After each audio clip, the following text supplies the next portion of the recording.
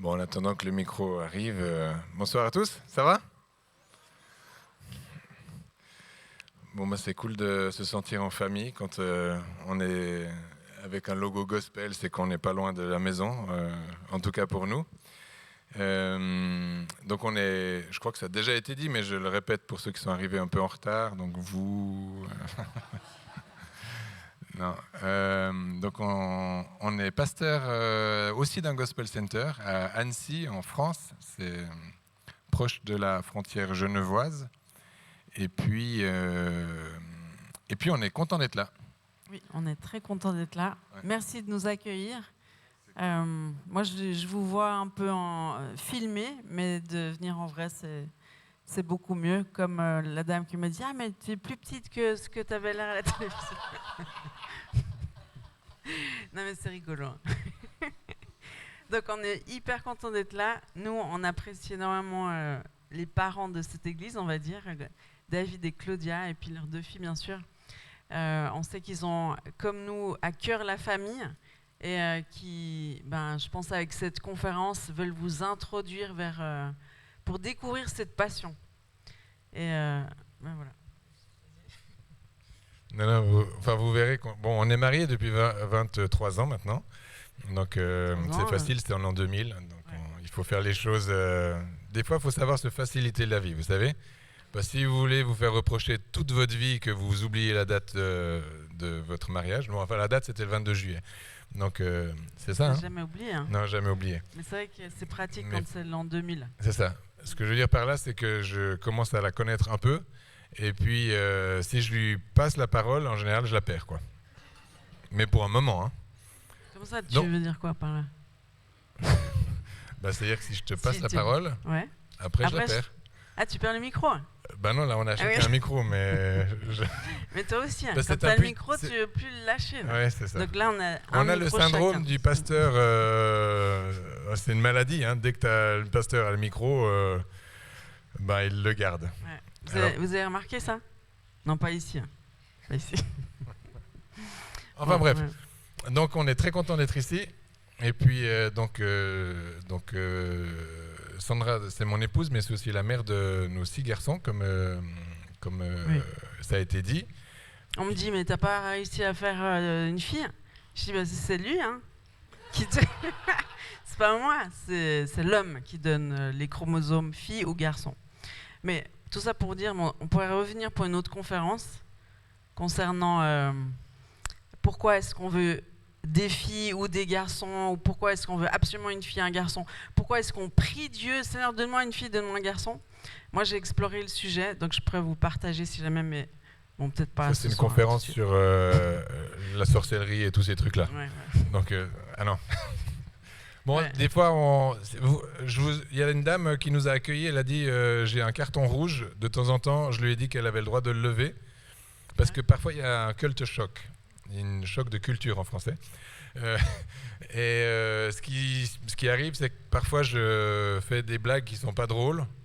Donc je vous prie de m'excuser déjà. Ça va? Parce qu'on a un autre séminaire sur le pardon qui est pas mal aussi. Oui. Et c'est en octobre. C'est ça. Donc en fait, on vient faire la pub de tous nos séminaires. Mais non, bon, voilà. Donc en général, si je lui passe la parole, c'est que je suis allé trop loin. Donc, non, si je te coupe, c'est que tu es allé trop loin. Pas si tu me passes la parole. parole. Ah, mais ça, c'est trop tard. Oui, okay. Ça va aller. Bon, en tout cas, on a très à cœur de pouvoir parler de la famille. Et je crois que c'est pour ça qu'on est ici. Et puis, j'aimerais tout simplement commencer par reconnaître que quand on arrive ici, on se sent en famille. On se sent en famille parce que on sent que les gens se sont appropriés ce lieu comme un endroit où ils se sentent bien. Je ne sais pas si c'est vrai pour tous, mais en tout cas, je vous dis ce que mon ressenti, puis ce n'est pas pour vous flatter, c'est vraiment ce que j'ai ressenti là en venant.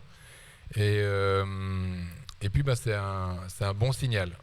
Parce que parfois, on arrive dans des endroits où les gens se sentent étrangers chez eux, où ils ne se sentent pas appartenir à, où ils vont à l'église, mais ils ne sont pas l'église, où toutes ces petites nuances qui sont juste des nuances, mais qui pour le coup font vraiment la différence et ça crée des grandes, des grandes différences. C'est-à-dire, au début, on ne le voit pas trop, vous savez, comme quand on prend une tangente. Vous savez ce que c'est une tangente, on ouvre un axe un tout petit peu. Et puis, au début, on ne voit pas que ça fait beaucoup de différence, parce que quand on est au tout début quand on ouvre juste un tout petit peu, on est encore très à côté. Vous savez, on marche ensemble, et puis si mon pied il fait comme ça, là je te marche carrément dessus. Non, on marche ensemble, et si moi je fais avec mon pied juste 1 degré est, là, au début on a quand même toujours l'impression d'être un peu ensemble, mais plus on avance, plus l'écart se creuse. Et ça c'est parfois ce qui nous guette, que ce soit dans l'église ou dans le couple. Et l'intérêt pour moi d'un séminaire comme ça, c'est qu'on puisse ensemble se poser la question pourquoi cette alliance est si précieuse. Pourquoi, alors que et Jésus nous a invités à reconsidérer l'alliance qu'il a faite avec nous au travers de la Sainte Seine, de la communion. C'est pourquoi est-ce qu'il a dit faites ça en mémoire de moi et faites-le souvent. C'est parce que cette alliance doit être engagée, c'est-à-dire réengagée à nouveau, elle doit être renouvelée à nouveau, on doit se souvenir de ce qui a été fait. Et puis ça, c'est pas tant sur la famille, mais vous avez bien compris qu'il n'y a pas de famille s'il n'y a pas de mariage. Puis s'il n'y a pas de mariage, il n'y a pas d'alliance. Et puis s'il n'y a pas une communion d'alliance, tout le reste s'effondre. Donc, voilà. Il n'y a pas de famille s'il n'y a pas d'amour, en fait. Ça commence par l'amour. Tout commence par l'amour. Donc, il y a de l'amour entre un homme et une femme. Et puis, il y a un engagement. L'amour, c'est des preuves d'amour. Hein. Des fois, on ne sait pas ce que c'est l'amour, mais l'amour, c'est des actes. L'amour, c'est des preuves d'amour. Donc, tu ne peux pas dire à quelqu'un « je t'aime » si tu ne lui prouves pas par ton comportement, ton langage, ton attitude que tu l'aimes. Sinon, c'est des belles paroles, comme on dit. Donc, la famille, ça démarre dans l'amour, dans la communion. Puis après, il y a une explosion de vie qui se produit de cette communion-là. Moi, je vous encourage. Souvent, c'est les femmes qui prennent des notes. Je sais pas si. Est-ce qu'il y a des gens qui sont mariés ici? Ok. Est-ce qu'il y a des gens qui ont le désir de se marier? Donc, ils sont fiancés, peut-être. Qui sont fiancés, par exemple, qui sont sur le chemin de se marier, non? Est-ce qu'il y a des gens qui veulent... donc, tu as vu, hein, ta fille a levé les mains, donc, ok. La fille du pasteur a levé la main. Ouais, elle veut se marier, c'est bon signe. Oui, attendre encore un tout petit peu. Mais je vous invite, notamment les hommes, à aussi prendre des notes. Pas forcément des notes pas noter ce qu'on dit, mais notez ce que le Saint-Esprit vous dit. Par exemple, ce que le Saint-Esprit était en train de vous dire, c'est que l'amour, ça se démontre par des actes. Alors là, normalement, vous devriez être sur votre téléphone. Être en train d'écrire. Non, sur Amazon, en train de commander ou on ne fait pas de pub, hein, Amazon, c'est un truc sur LCL. Librairie chrétienne. Ou sur Cézanne. Toi, t'aimes bien Cézanne? Cézanne, ouvre-toi. C'est une boutique d'habits. Et c'est une façon de pouvoir prendre des notes de façon proactive. Mais ce que je veux dire par là, c'est que écrivez vraiment, essayez de prendre pendant toute cette... on n'est pas des enseignants dans le sens, comme ça. Mais on va essayer de vous livrer les pépites qu'on a glanées sur le chemin de notre vie, mais aussi sur le chemin de l'expérience qu'on a au travers de tous les couples qu'on rencontre et de toutes les personnes qui regrettent de ne plus l'être ou qui se réjouissent d'en être. Enfin, tous les cas de figure. Mais n'attendez pas... c'est vraiment le Saint-Esprit qui est en train de vous parler, je crois. Ouais. Donc, il y a un prêt-à-porter. Et puis, il y a un fait sur mesure. Et moi, je crois que pendant ce week-end, il va y avoir un message fait sur mesure pour chacune de vos situations. Et qu'il n'y a pas quelqu'un qui soit disqualifié parce que oui, mais tu ne te rends pas compte, moi, c'est mon 3e mariage, la famille, c'est l'endroit où j'ai souffert le plus. Viens pas me parler de famille. Ben, si. C'est justement, nous, on vient vous parler de rédemption, en fait. Donc vous verrez pourquoi. Pourquoi la famille, c'est le lieu souvent où on a été le plus blessé. C'est parce que c'est la famille qui avait le plus de responsabilité envers vous, en fait. Pourquoi les plus grandes blessures, c'est celle du père, c'est celle de la mère, c'est celle des frères et sœurs. C'est parce que c'est le cocon dans lequel vous avez été placé pour être établi dans la vie. Donc c'est l'endroit où vous étiez le plus fragile et où les personnes autour de vous, votre famille, étaient le plus responsables envers vous. Donc c'est pour ça que vous verrez que c'est important de passer par un processus de rédemption, de pardon, de lâcher prise, et puis de passer au final que nos attentes ne soient plus sur notre famille naturelle, mais qu'il y ait une transition qui puisse se faire et que nos attentes, on les place sur le Père, le Fils et le Saint-Esprit. Donc ça, on va vous expliquer un petit peu ces 2-3 notions, mais effectivement, quand il y a des petites... où vous vous dites « Ah tiens, ça c'est intéressant », notez-le sur votre téléphone. Comme ça, vous gardez juste les pépites, vous n'écrivez pas tout ce qu'on dit, bien sûr, parce que ce ne sera pas linéaire. On n'a pas envie de vous faire une démonstration linéaire, mais on aimerait partager nos révélations, nos pépites et... Moi, j'aimerais bien vous faire un truc linéaire, mais je suis incapable de le faire. Donc... Non, là, lui, il est circulaire, pas linéaire. Voilà. Elle est linéaire, moi, je suis circulaire. Voilà. Je suis une femme et tu es un homme. Non, voilà. Donc, on est hyper complémentaires. Enfin, pour vous, c'est un bonheur de nous avoir tous les deux. Enfin, je dis... Laisse-leur le dire. Oui, mais je veux dire d'en avoir deux parce que moi, je sais que de voir un couple qui fonctionne sous vos yeux de manière tangible, c'est l'espérance de votre vie. Ça, je le sais. Puis peut-être que ce n'était pas vos parents, mais vous avez besoin d'un modèle, juste un suffit parfois. Un modèle où vous dites « Ah, il me donne envie », eh ben, ça suffit pour vous réconcilier avec le mariage, ça suffit pour vous donner une espérance alors que vos parents ont divorcé. Vous savez qu'il y a tellement de divorces aujourd'hui qu'on se dit « Non, c'est bon, les enfants, ils se débrouillent ».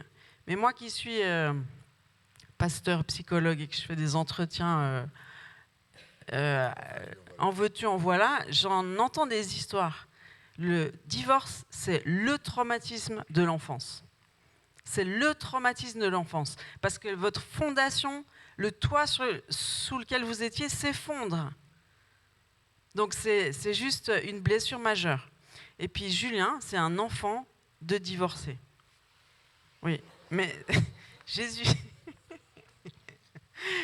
Jésus est arrivé. C'est mon état intérieur. C'eût été mon état intérieur.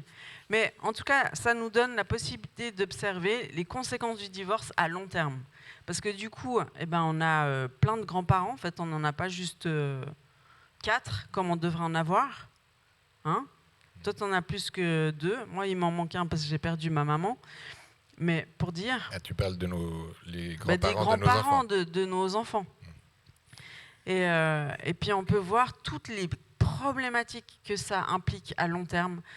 Genre des enfants qui sont rajoutés, et puis après la compétition entre qui sont les petits-enfants légitimes, qui sont ceux qui le sont un peu moins. Enfin, c'est vraiment le bins intersidéral, on va dire. Ça ne veut pas dire qu'il n'y a pas de rédemption là-dedans, mais ça veut dire que c'est important de bien réfléchir avant de divorcer ou de se séparer, sachant qu'après un divorce, il y a le pourcentage ne fait que augmenter de possibilités de divorcer. Donc nous, on a dans notre église des gens divorcés et qui y vivent des rédemptions juste phénoménales. On a un couple en particulier, les deux, ils ont divorcé 2 fois, et puis enfin, ils ont compris ce qu'était le mariage, et puis enfin, leur désir pour trouver la femme et leur mari a été revisité pour que ce ne soit pas ah, j'aimerais une blonde avec des belles formes. C'était plus ça le désir, mais le désir c'était ah, j'accueille la femme que tu as pour moi, Jésus. C'était pas mon premier choix, mais je comprends que c'est celle qu'il me faut. Ça, c'est absolument dingue de voir ça. Et puis aujourd'hui, ils sont heureux comme jamais. parce qu'ils ont traité le désir. Vous savez, il y a des femmes qui vont tout le temps tomber sur des hommes qui les violentent. Vous avez remarqué ? Donc c'est fini avec un, elles trouvent un autre, puis c'est exactement le même schéma. Donc c'est bien que c'est à l'intérieur de nous-mêmes qu'il faut que ça change. Ce n'est pas les circonstances qui doivent changer, c'est l'intérieur de nous-mêmes. Et puis quand un couple va mal, souvent ce n'est pas la faute totalement de l'un ou de l'autre, c'est que c'est les blessures mises en commun, explosives, elles augmentent. Donc de se rencontrer déjà un étranger, genre il n'est pas comme moi, c'est un homme. Déjà, ça, c'est toute une épreuve. Donc, si en plus, il n'est pas de ma culture, pas de... si tu n'as pas les mêmes références que moi, ça peut vraiment être un challenge ultime. Donc, si on n'a pas réglé nos problématiques profondes avant de mettre tout ça en commun, ça va être difficile. Donc, un couple, ça se travaille. C'est pas parce que c'est celui que Dieu me réserve que ça va être facile. C'est pas parce que c'est la vie que Dieu a pour moi qu'elle va être simple. C'est plutôt pas plutôt l'inverse, parce que sans Dieu c'est la catastrophe. Avec Dieu ça peut être difficile, mais on a toujours une espérance. Donc la thématique de ce soir, c'est que le royaume de Dieu est fondé dans tous ses principes sur la famille. Dans tous ses principes. L'Église, c'est un concept un peu bizarre, suivant de quelle Église on parle. Et des fois, il y a des choses tellement différentes entre une Église et le royaume de Dieu. Mais en tout cas, si vous voulez voir de quoi a l'air le royaume de Dieu, vous regardez une famille. Tous les principes de la famille sont les principes du royaume de Dieu. Les principes du royaume de Dieu sont les principes de la famille. Il y a un ordre divin, il y a des principes de soumission, de protection, de bienveillance. La culture de l'amour est censée être au milieu de la famille. Enfin, il y a la nature de la multiplication. Il y a plein de notions. Toi, tu aimerais dire quelque chose ? Oui. Vas-y. Tout à l'heure, on discutait avec votre pasteur, David. Et c'est quelque chose que j'avais déjà entendu de sa bouche, mais cette transition d'un type d'église à une église qui a à cœur la famille et qui veut se réclamer. Je ne sais pas comment vous comprenez cette église, mais en tout cas, depuis l'équipe dirigeante, c'est de dire, oui, c'est une famille. Cette église, c'est une famille, en tout cas, c'est à ça qu'on aimerait arriver. Et puis, ça m'a touché parce que je veux rebondir sur ce que Sandra dit. L'Église, c'est très connoté. La famille, c'est très connoté aussi. Et quand on dit connoté, c'est rarement pour les meilleures raisons. Comme je l'ai dit tout à l'heure en introduction, la famille, c'est souvent l'endroit où on a vécu les plus grandes souffrances, où on a vécu les plus grandes trahisons, où on a vécu aussi les plus belles choses. Mais c'est un lieu qui... Vous connaissez le mot familiarité ? Oui ? Est-ce que c'est quelque chose de positif ou de négatif ? Quand on dit il y a de la familiarité, c'est plutôt... Ah, vous n'êtes pas tous d'accord. Certains disent positif, d'autres négatif. À mon sens, quand il y a de la familiarité, c'est si j'ai de la familiarité avec Sandra, c'est que je j'outrepasse certains codes d'honneur, de respect. C'est un peu des raccourcis pour je la connais, c'est bon, j'ai pas besoin de faire attention à ça ou faire attention à ça. C'est ça, c'était ça un peu ce que je voulais dire dans la familiarité. Mais la famille, parce que justement il y a de la familiarité, parfois on prend des raccourcis. Ah oui, alors si elle commence à déménager votre église, on est mal barré. Ah oui. Ah, c'est les cheveux. Ah, mais il fait frais. Elle aime les trucs. Non, pas du tout. Ah non. Et donc, donc la famille, l'église, à un moment donné, à Annecy, juste après ou pendant le confinement, celui qu'on a plus ou moins tous vécu la même chose, France-Suisse, vous savez, pendant cette période où on ne sait pas trop ce qui nous est arrivé. Dieu nous a posé une question, plutôt à l'équipe dirigeante, mais du coup, on a relayé cette question dans l'Église. Et puis, alors qu'on était tous confinés dans nos maisons, on faisait les célébrations par Internet, par Zoom, des choses comme ça. Au début, là où c'était le plus dense, le plus compliqué, quand on n'avait même plus le droit de sortir de chez nous, là. Et puis, ça, c'était quelques temps avant la Pâque, avant Pessah. C'était au mois de mars, quelque chose comme ça. Et Dieu a posé cette question, il a dit, est-ce que ta maison est ton église ?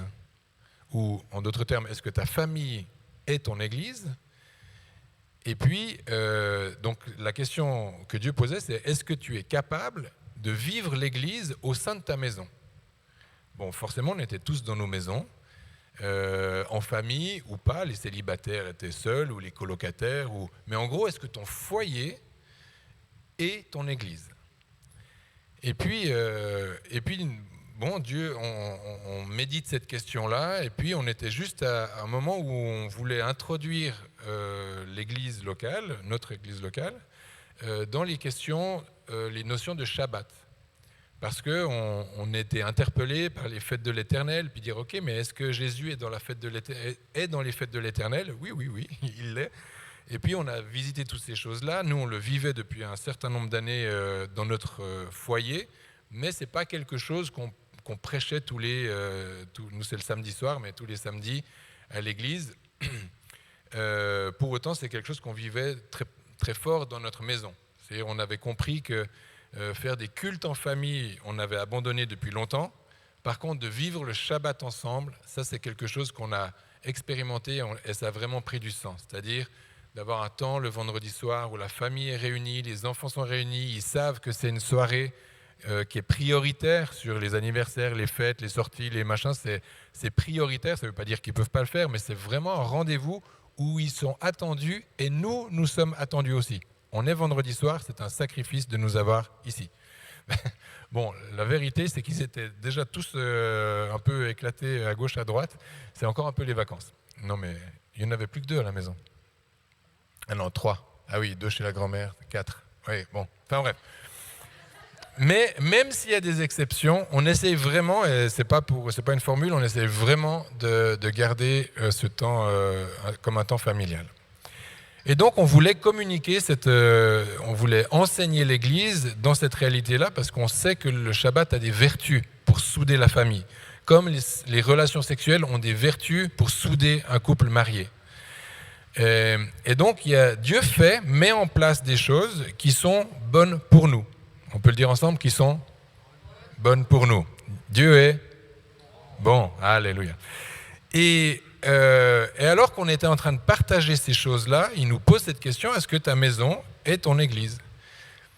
Donc on est passé, on a fait Pessah, on les a enseignés sur Pessah, donc le Passover, cette transition, toute la notion juive de Pâques, et puis où est Jésus dans cette fête-là ? Enfin bref, je vous la fais un peu courte.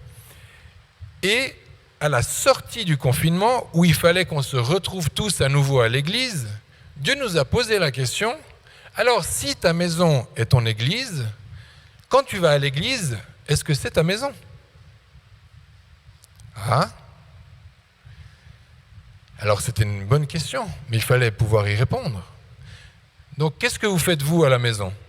On va faire une petite question. Dites-moi, qu'est-ce que vous faites à la maison ? Les uns les autres. Non, c'est pour vous réveiller, donc dites-moi ce que vous faites à la maison, dites-moi. Alors, vous dormez ? Vous faites quoi ? Alors voilà, bon. Pardon ? Lire, oui. Vous mangez ? On écoute de la musique ? On fait la vaisselle ? Ah, il y a le pasteur qui parle. Vous avez tous reçu un message. Quoi d'autre encore ? On nettoie ? Ah oui, ça c'est le diacre. Qu'est-ce qu'il y a encore ? On fait des jeux de société, on parle, on joue à la console. Qu'est-ce qu'on fait encore ? On prie. En fait, on vit. À la maison, on vit. les papas, maman, ils font l'amour, les enfants, ils se tapent dessus. La vie, quoi. Et puis, on arrive le dimanche matin à l'église, et on est tous assis en randonnion les uns derrière les autres, à écouter quelqu'un qui joue, à écouter quelqu'un qui parle, puis quand c'est fini, on rentre. Et donc, cette question que Dieu posait, parce que vraiment, nous, on l'a reçue comme si c'était Dieu lui-même qui nous posait cette question, c'est si ta maison, c'est ton église, est-ce que ton église devient ta maison ? Et du coup, nous, on s'est dit, mais on ne peut pas continuer de vivre l'église telle qu'on... Puis, on était déjà assez fiers de notre église à ce moment-là, avant ça. Mais du coup, c'est comme s'il nous a secoués. Alors, on a dû trouver des stratégies. On n'a pas répondu à toutes les questions. Mais on s'est mis, par exemple, on a descendu la scène, on s'est mis en cercle, il fallait qu'on puisse se voir les uns les autres. À chaque célébration, il y a une agape à la fin, c'est même pas une option, c'est comme ça fait. Parce qu'il fallait qu'on fasse la vaisselle ensemble, il fallait qu'on joue ensemble, il fallait que... Puis se jouer ensemble, il fallait pas que le band soit devant, puis que nous on soit derrière, mais il fallait qu'on soit comme dans le band, avec le... Mais je veux pas vous mettre le bazar... Et puis c'est pas une recette, mais il fallait qu'on puisse nous donner une réponse concrète au fait de est-ce que mon église est aussi ma maison, comprenez ? Et donc c'est une question que Dieu nous a posée, puis là on y a répondu de façon un peu logistique, on a essayé de donner une réponse, mais c'est beaucoup plus long que ça. La réponse elle doit être beaucoup plus profonde que ça. Elle doit venir changer nos habitudes, mais surtout notre compréhension qu'il n'y a pas de frontière entre la famille et l'Église, et entre l'Église et la famille.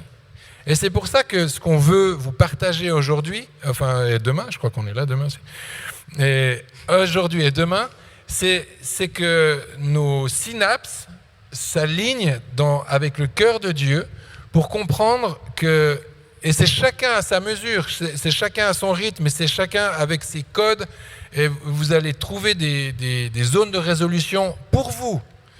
Peut-être que les leaders de l'église, eux, il y a des trucs comme ça. Puis lundi, il y a tout qu'à changer. Mais ça, c'est une affaire. Mais ce qui est surtout important, c'est ce qui concerne vos familles, vos maisons, et puis cette communion entre les deux, et qu'il n'y ait plus un mur entre... Et quand on dit l'église, c'est Jésus, hein. Dans le sens, c'est nous, l'Église. Oui, c'est lui avec nous, quoi. Mais moi, j'aimerais dire une chose, parce que des fois, on a tout entendu, nous, depuis qu'on est pasteur, mais même avant, avec ceux qui aimeraient réinventer l'Église, puis dire non, l'Église, ça devrait être comme ça, puis on devrait faire comme ça, puis on devrait faire comme ça. Donc, en fait, c'est pas une question de la forme qu'on donne, ou bien ce qu'on devrait faire de nouveau à l'Église, c'est vraiment une question d'ordre. Donc, de se dire, parce qu'en famille, on est nous-mêmes. On est d'accord ? Nos enfants, on ne peut pas mentir à nos enfants. Moi, j'aimais bien, Jean-Marc Bigler, il disait quelque chose qui m'est toujours resté. Il m'a dit, si je veux voir la qualité d'un homme de Dieu, j'observe sa femme. Et si elle est épanouie, c'est bon. Vous avez vu la qualité de l'homme de Dieu un peu ? Faut pas se tromper quand on a choisi. Hein. Parce qu'après, ça vous colle pour toute la vie. Non, mais... Pour dire que c'est la qualité d'un homme comme d'une femme, hein, c'est comment elle se comporte dans sa famille. Parce que si on fait le chrétien quand on vient à l'église, mais qu'on n'est pas chrétien quand on est en famille, ben on n'est pas chrétien en fait. Donc c'est pour ça que ça commence, selon toute la façon de faire des Juifs, c'est hyper clair en fait. Moi j'ai lu un livre qui m'a bouleversée, c'est L'Église messianique se lève, de Robert Heidler. Julien il l'a aussi lu, et puis on le relit. Et puis c'est un livre mais pas du tout religieux, mais qui met en avant toutes les bénédictions que les Juifs avaient et qu'on a perdues sur le chemin. Mais pas à cause de nous, mais à cause des guerres de religion, à cause des persécutions qui ont eu lieu. Genre c'était interdit à un moment donné de se retrouver en église de maison.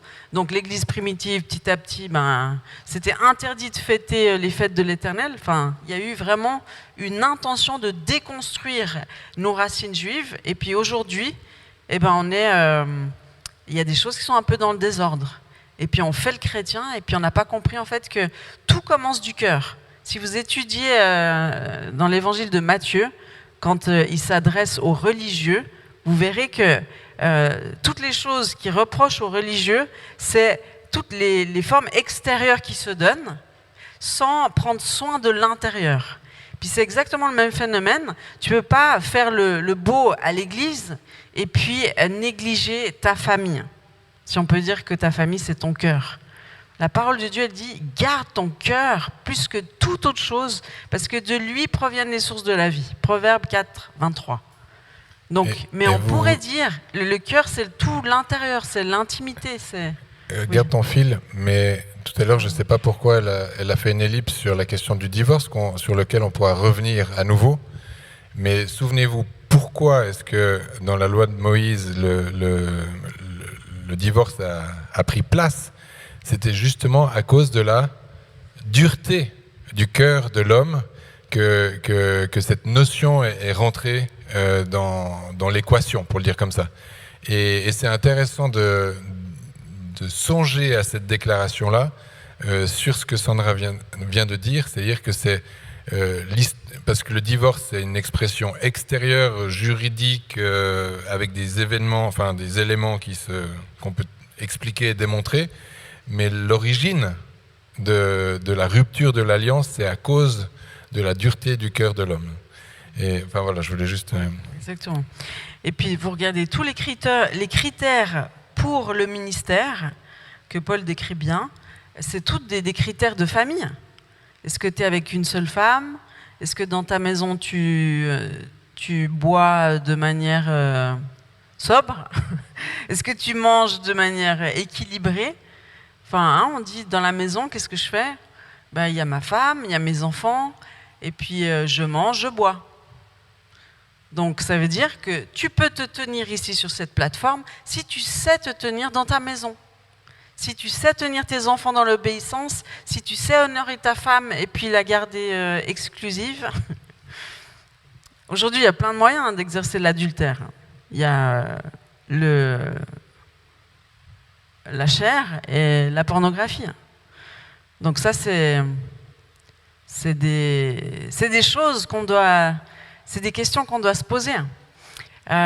Jésus s'intéresse à ton intériorité. Jésus s'intéresse à ce qui se passe entre tes quatre murs. Donc il s'intéresse à ta famille parce que c'est ton bien le plus précieux. Moi, dans mes études de psychologie, j'ai retenu 2-3 éléments.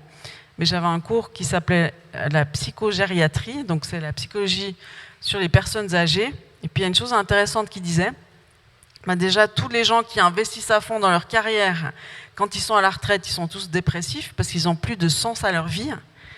Et puis toutes les personnes âgées à la fin de leur vie, elles disent toutes la même chose. Elles regrettent toutes de ne pas avoir assez investi leur famille. Toutes. Donc, tu vois, en fait, avec le temps et avec l'âge, ce qui te reste, c'est ta famille. Si tout d'un coup, tu ne peux plus marcher, tu peux plus... Là, on a notre fils qui fait un stage... Enfin, non, il ne fait pas un stage, il a un petit job. C'est aide à la personne. Donc, il va faire le nettoyage chez les gens. Des fois, il doit jouer à des jeux de société ou parler aux gens. Puis, des fois, il dit, mais c'était hyper sale. Mais parce que... On lui dit, mais c'est parce que la personne, elle ne peut pas faire le ménage. C'est pour ça que tu y vas. Donc, tout ça pour dire que les premières personnes à qui tu vas demander de l'aide, c'est ta famille. Puis si tu n'as pas de famille, c'est la société qui doit s'occuper de toi. Et puis des fois, en été, il n'y a personne. Enfin, bref, tout ça pour dire que le royaume, c'est la famille. Donc, là, on est au titre, en fait. C'est pour ça que je regardais. On va commencer. Donc, il y a quelques notions qui sont importantes de comprendre. Déjà, Dieu est amour. Je vous lis des petits versets juste pour vous prouver ce que je dis. 1 Jean 4, 7 à 8. Bien-aimés, aimons-nous les uns les autres, car l'amour est de Dieu, et quiconque aime est né de Dieu et connaît Dieu. Celui qui n'aime pas n'a pas connu Dieu, car Dieu est amour. La première chose qu'il faut savoir, c'est que Dieu est amour. Mais l'amour, ça ne peut pas se vivre tout seul. C'est ça qui est fou. L'amour ne se manifeste qu'au milieu d'au moins 2 personnes. Tu es obligé d'avoir 2 personnes pour qu'il y ait de l'amour. Donc, Dieu, Ben, il n'est pas tout seul. Dieu, il est Elohim. Elohim en hébreu, ça veut dire Dieu pluriel. Et puis si on analyse de plus près ce mot, il fait référence à un nombre supérieur à 2. Ça veut dire au moins 3. Donc dans Genèse 1, 26, 27, c'est écrit « Puis Dieu dit, faisons l'homme à notre image, selon notre ressemblance. » C'est un pluriel. « Et qu'il domine sur les poissons de la mer, sur les oiseaux du ciel, sur le bétail, sur toute la terre et sur tous les reptiles qui rampent sur la terre. Dieu créa l'homme à son image, il le créa à l'image de Dieu, il créa l'homme et la femme. » On est les deux à l'image de Dieu. Et puis un autre verset qui dit il n'est pas bon que l'homme soit seul. Donc déjà, Dieu était Père, Fils et Saint-Esprit, ils étaient dès le commencement. Donc Dieu, c'est une trinité, c'est un concept un peu particulier, il faut bien l'étudier. Dans toute la Bible, en fait, il y a cette manifestation que Dieu est trinité. Il y a un verset magnifique, c'est le verset d'établissement identitaire de Jésus. Dans Matthieu 3, au verset 16-17, c'est écrit « Dès que Jésus eut été baptisé, il sortit de l'eau, et voici, les cieux s'ouvrirent, et il vint l'Esprit de Dieu descendre comme une colombe et venir sur lui. Et voici, une voix fit entendre des cieux ces paroles, « Celui-ci est mon Fils bien-aimé en qui j'ai mis toute mon affection. » Donc dans ce scénario, vous avez Jésus, vous avez le Saint-Esprit, et vous avez Dieu le Père. Sur cette question de la Trinité, et parce qu'effectivement, dans Genèse, il se présente comme Dieu pluriel. Elohim, il dit « On vous a créé à notre image ». Et puis, donc, comme Sandra disait, voilà, c'est ce Dieu pluriel Elohim qui commence, où c'est à partir de 3. On peut le comprendre, mais si on veut creuser un peu dans notre parole, on dit oui, mais en fait, le Dieu trinitaire, il est trinitaire qu'à partir du moment où Jésus est déclaré fils de Dieu. Donc on pourrait dire que c'est une histoire de la nouvelle alliance. On pourrait dire que c'est quelque chose, la Trinité de Dieu serait quelque chose d'assez contemporain. Ce serait récent, neuf. Et ce qui est intéressant quand on creuse un tout petit peu dans l'Ancien Testament, et quand on écoute l'enseignement rabbinique, on comprend que il est dit que la parole, c'est que Dieu a regardé dans la Torah, c'est-à-dire il a regardé dans la Torah pour créer le monde. Et la Torah, c'est la parole. Et nous, on sait que la parole, c'est Jésus. Donc on peut, si on fait l'effort de creuser, de chercher Jésus dans l'Ancien Testament, on le trouve une multitude de fois. Partout. En fait, on le trouve partout, parfois de façon très évidente, et puis d'autres fois de façon plus cachée. Cet été, on a un séminaire, je fais toujours des pubs, qui s'appelle Pure Worship. Et puis, chaque année, on a un thème qu'on explore plus qu'un autre. Et cette année, c'était le Shiloh. Vous avez déjà entendu parler de ça, Shiloh? Shiloh, c'est un terme qu'on trouve plusieurs fois, quelques fois en tant que lieu, mais une seule fois en tant que personne. Et puis ça, c'est au moment où Isaac donne la mission pour la tribu de Juda. Et puis il dit voilà, la tribu de Juda, il y a ça, il y a ça, il y a ça, il y a ça. Et puis c'est dans la tribu de Juda que le Shiloh apparaîtra. Enfin, le texte il est différent selon les versions. Mais ce Shiloh-là, c'est celui qui annonce, enfin c'est Jésus, c'est celui qui a le sceptre royal, enfin c'est différentes choses comme ça. Et tout ça pour dire quoi? Tout ça pour dire que cette notion de famille, cette notion de Trinité, parfois elle nous passe un peu là sous le nez, parce que nous on est sur Annecy, on est un peu comme à Delémont, on est dans une terre catholique.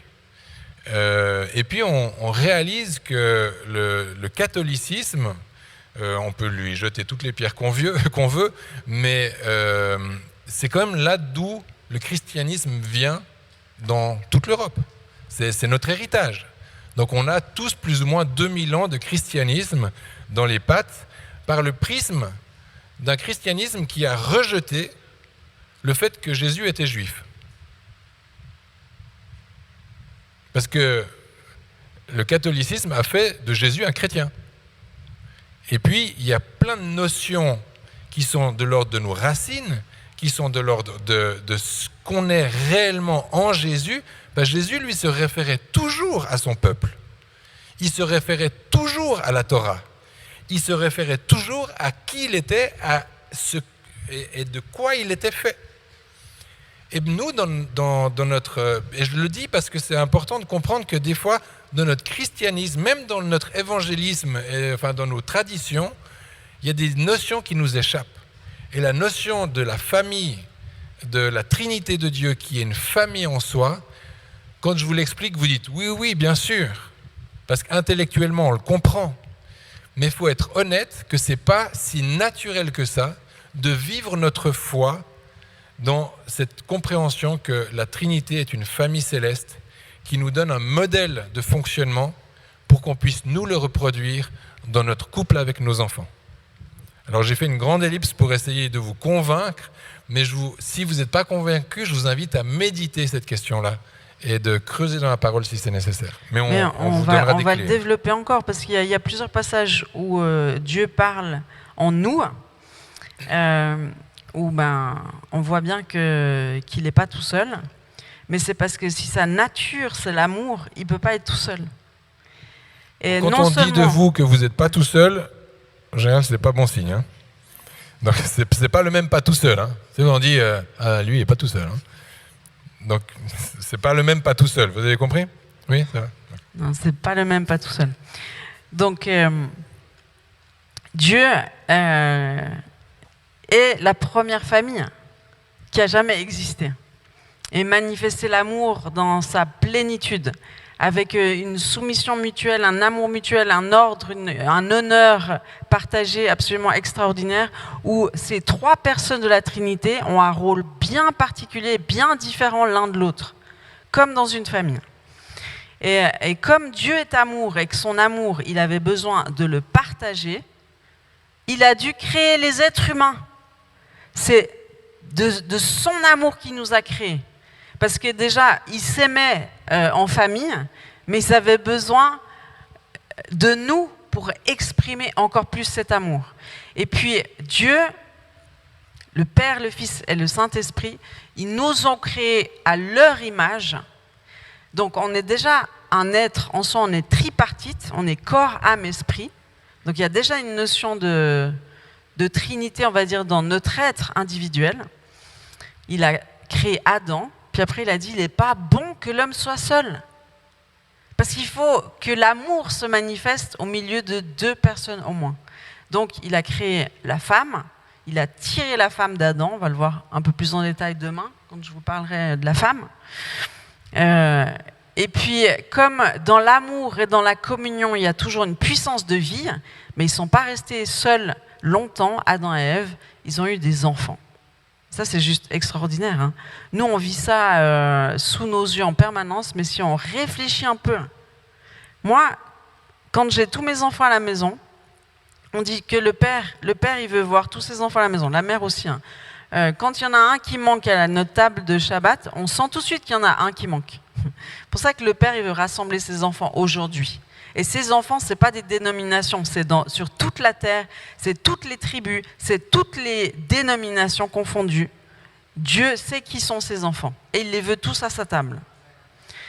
Et donc nous, parents, parce qu'on peut toujours se référer justement à cette notion de famille, on veut tous nos enfants à table. Mais moi, quand je vois, on m'avait dit déjà, quand mes enfants étaient petits, on me disait, tu te rends compte, Sandra, une fois, tes enfants, ce sera tous des adolescents, tu les auras là autour de la table, ils auront tous des barbes, des moustaches et tout. Et puis là, mais je suis émerveillée.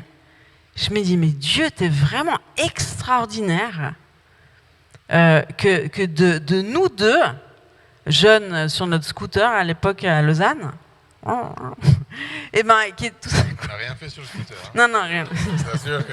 Non, mais je pensais quand on était des fois, il y en a qui ont l'image avec le... jeune marié, stop. Ah oui. Quand on était jeunes mariés, on était là tous les deux comme ça. Bon, on pensait pas trop à l'avenir. Puis après, on se projette. C'est pas marié quand on avait le scooter. Ah bon. Tu veux raconter tout notre témoignage? Non, on n'a pas le temps. Et puis tout d'un coup, quelques années plus tard, on en a 6 supplémentaires, quoi. Puis là, il y en a un il fait presque 2 mètres. On se demande d'où ça vient, mais non. 6 gars, quoi.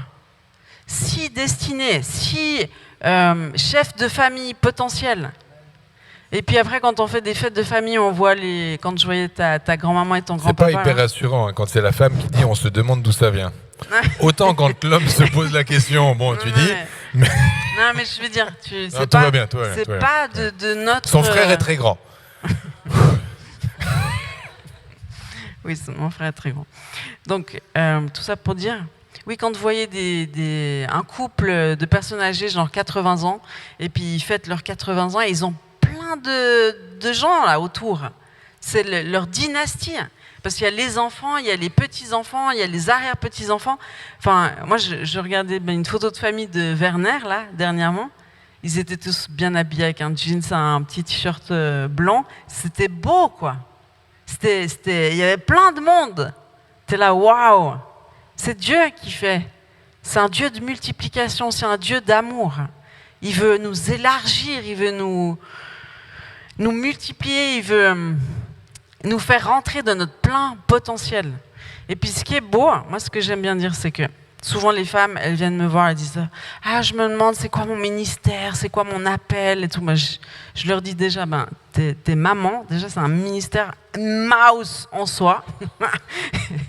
Parce que des fois, elles me disent « Ah, j'aimerais bien servir à l'église, mais là j'ai mes enfants. » Je leur dis, les enfants ne sont jamais un frein au ministère. Hein.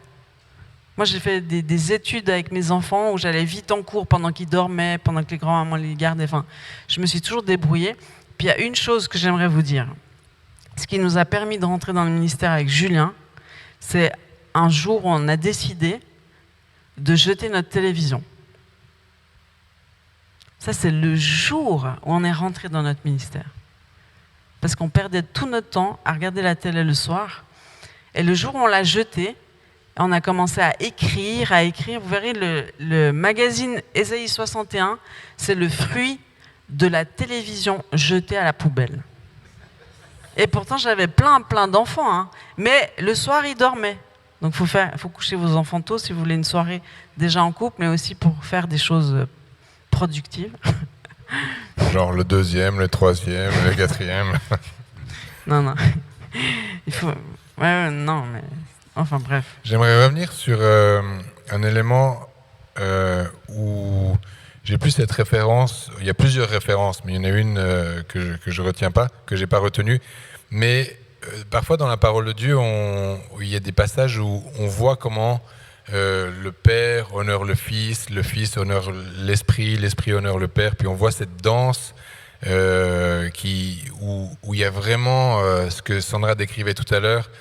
Cette qualité de relation extraordinaire entre le Père, le Fils et le Saint-Esprit. Et puis, quand on le lit, quand on connaît la nature de Dieu, on se dit « Waouh, c'est magnifique !» Et je trouve que ça nous aide à comprendre quelle est l'attente de Dieu nous concernant dans nos foyers. Parce que nous, j'allais dire je crois, non, je suis certain qu'on s'aime, parfois on se dispute, mais je peux dire on est un couple qui fonctionne bien et qui va bien, on est un couple en bonne santé. Ça ne veut pas dire qu'il n'y a pas des fois des différences, ça ne veut pas dire que des fois on ne se prend pas la tête, on se prend la tête régulièrement, souvent à cause de l'église d'ailleurs. Ah non, non mais on travaille ensemble, on vit ensemble, on fait tout ensemble, on est H24 ensemble, son bureau est là, mon bureau est de l'autre côté. Mais il y a quand même 2 pièces différentes. Dieu nous a bénis. Je veux dire, on a une grande maison, c'est ça que je veux dire. mais même si, je me dis, c'est la marge de progression à laquelle j'aspire. Parce que on va bien, mais je dois être honnête, on pourrait aller encore mieux. On pourrait... être beaucoup plus rapide à se demander pardon, on pourrait être beaucoup plus rapide à se taire, quand, vous savez, quand des fois tu ferais mieux de te taire. Enfin, je te le dis pas à toi. Bon. Vous voyez, j'ai rien dit, hein. Ça va tout ça. Une fois, tu pourrais expliquer qu'il y a un prophète qui t'a dit un truc intéressant. Il t'avait dit quoi déjà? Je sais pas, je retiens pas, c'est toi. Tu es mon aide. Dieu a mis une aide à mes côtés, c'est pour retenir ce que les gens disent. Il t'avait dit, écoute ta femme. Ouais, du coup, je sais pourquoi elle a retenu. Ouais. Oui, c'est vrai.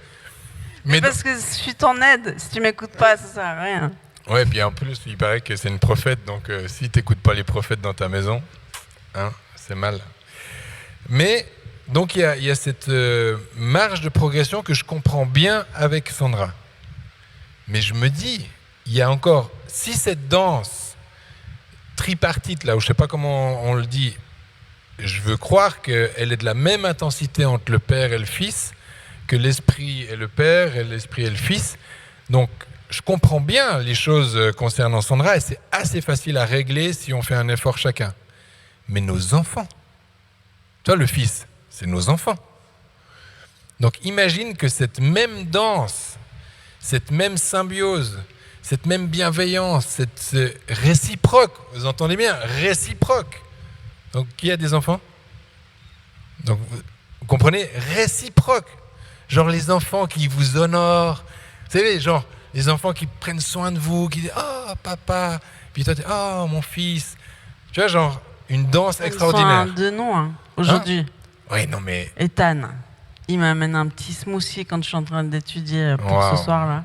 Wow. Hein, Dieu, il fait des choses extraordinaires. Oui, bah moi, je rentre dans mon bureau, c'était le wild, j'ai pété un câble. Parce que je comprends pas, ils étaient 3 dans mon bureau, ils ont ramené 12 chaises. J'ai pété un câble. Bon, bref. Non, gentil, mais quand même, j'étais énervé. Mais, donc pour moi, en tout cas, même si pour Sandra, elle est bien en avance de moi, concernant les enfants, mais je réalise que oui, c'est possible. Vous savez, c'est comme toutes ces déclarations à 2 francs 50. Ouais, on est encore au franc en Suisse. Ouais. À 2 francs 50, qui dit que les adolescents doivent faire une crise. Oui, la crise d'adolescence. Oui, la crise postpartum. Oui, la crise de la quarantaine. Oui, non. Je veux dire, c'est pas écrit dans la Bible. Hein. La crise, c'est l'accumulation des problématiques. Alors, ça, c'est la psychologue qui parle. Non, mais je veux dire... ce que je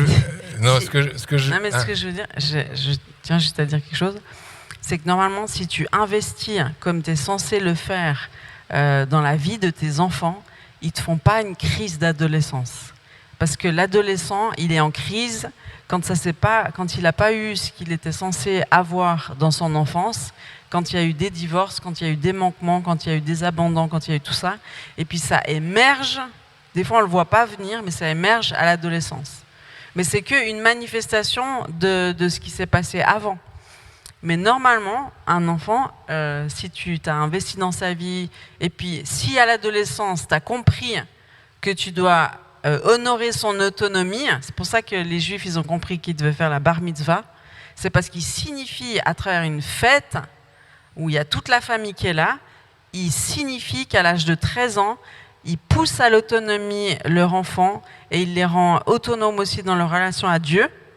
Parce qu'un enfant, vers l'âge de 13-14 ans, s'il ne sent pas que tu as changé de regard vis-à-vis de lui, il va te le faire savoir. Donc il faut encourager son autonomie et puis le suivre. Donc ce n'est pas du jour au lendemain qu'il est totalement autonome, mais en tout cas, tu dois signifier qu'à cet âge-là, tu commences à être autonome et toi, tu es là comme un conseiller, puis tu encourages, mais tu n'es plus là en train de l'éduquer comme tu le faisais avant. Et donc, c'est le parent qui doit switcher dans son éducation pour aider son enfant à prendre la bonne tangente. Donc, c'est possible. C'est-à-dire c'est possible qu'il y a, même si moi je rêve de encore plus d'harmonie, encore plus d'honneur les uns les autres, on a bientôt, ils ont presque tous passé l'adolescence, enfin, il y en a encore 2 qui vont la traverser, mais aucun de nos enfants ont fait des crises d'adolescence. donc je me dis, c'est possible. Et ça veut dire quoi? Ça veut dire que cette danse à laquelle Dieu nous invite, où on s'aime les uns les autres. Vous avez déjà entendu ça dans l'Église? S'aimer les uns les autres. C'est la fraternité à laquelle on est invité, parce que nous sommes tous frères et sœurs en Christ, avec un Père, avec un Esprit Saint. On vous donnera un petit peu notre compréhension de la place de l'Esprit Saint dans cette famille céleste. Mais il y a quelque chose qui est souhaité de Dieu et qui est possible. Maintenant, quand on est loin de cette réalité-là, il ne faut pas se blâmer, il ne faut pas se flageller, mais il faut se questionner par contre. Parce qu'il y a un blueprint, il y a quelque chose, un idéal dans le cœur de Dieu auquel il nous invite. Et si c'est vrai, ça veut dire que c'est atteignable. Dans le sens, s'il le dit, c'est que c'est atteignable. Et puis certains d'entre vous pourraient dire « Ouais, mais moi, j'ai pas été aimé. Ouais, mais moi, j'ai été abandonné. Ouais, mais moi, j'ai été abusé. Ouais, mais moi, Ouais, mais moi. Et moi aussi, j'ai été abusé. Et je pourrais ressasser ça toute ma vie, mais non. À un moment donné, si je crois dans le Christ Rédempteur, si je crois que Dieu fait effectivement une œuvre de restauration et pourquoi pas de résurrection dans certains aspects de nos vies, je suis tout le temps en train de me mettre en échec. Alors je ne dis pas que, oui, on a un processus, je n'ai pas été guéri du jour au lendemain. D'abord, Dieu a dû me le révéler, me remettre en lumière des choses qui s'étaient passées dans mon enfance, afin de pouvoir les traiter, afin de pouvoir les guérir. Ça a expliqué des questions des questions sur ma vie, notamment par rapport à des problèmes avec la pornographie. À un moment donné, j'ai cru que j'allais être homosexuel. À un moment donné, il y a différentes choses. Puis je dis, mais pourquoi toutes ces choses me tombent sur la tête?